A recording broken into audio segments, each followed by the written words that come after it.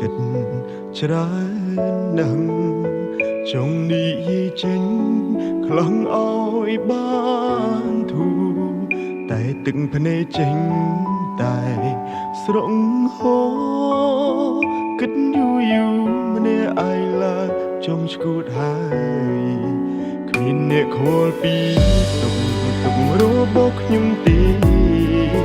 គ្មានអ្នកណាស្មឹងក្បែរជួយទាញខ្ញុំក្រោកឈរឡើ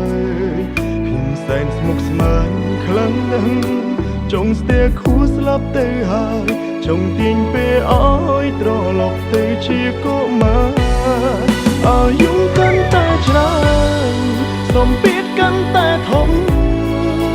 ទុកសោកប្រមកផ្ដុំបង្កើតជាបញ្ហាជំងឺបាំងទឹកចិត្តតើគូជាបាលបែបណាហូរទឹកនេត្រាហត់នឿយខ្លាំងដល់ហើយអាយុកាន់តែច្រើនសំពាធក៏កាន់ទ្វេបញ្ហាចូលហើយតែរួចតែជួបទុំអិនស្បើយគ្មានអ្នកចាំលើកទឹកចិត្តក្រៅពីខ្លួនឯងឡើយជីវិតអើយងងឹតឈឹងគ្មានគោលដៅ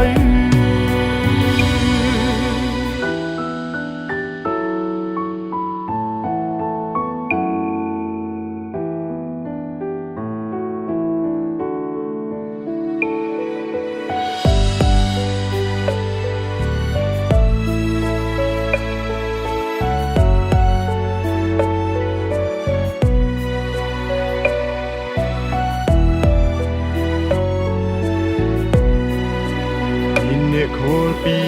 ទុករបស់ខ្ញុំទេគ្មានអ្នកណាស្មឹងក្បែរជួយទាញខ្ញុំក្រោកឈរឡើយខ្ញុំសែនស្មុគស្មាញខ្លាំងណាស់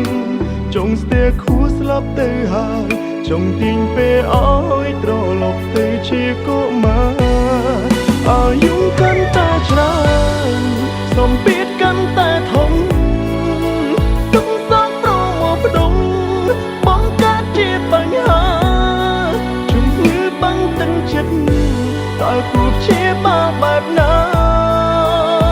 ហូរទឹកនេត្រាហត់នឿយខ្លាំងដល់ហើយអាយុកាន់តែច្រើនសំពាធក៏កាន់ទ្វេ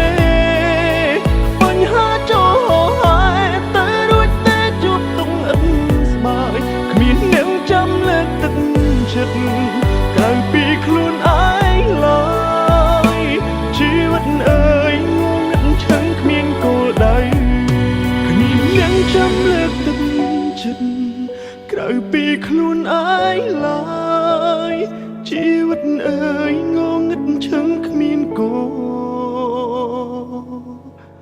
ដៅ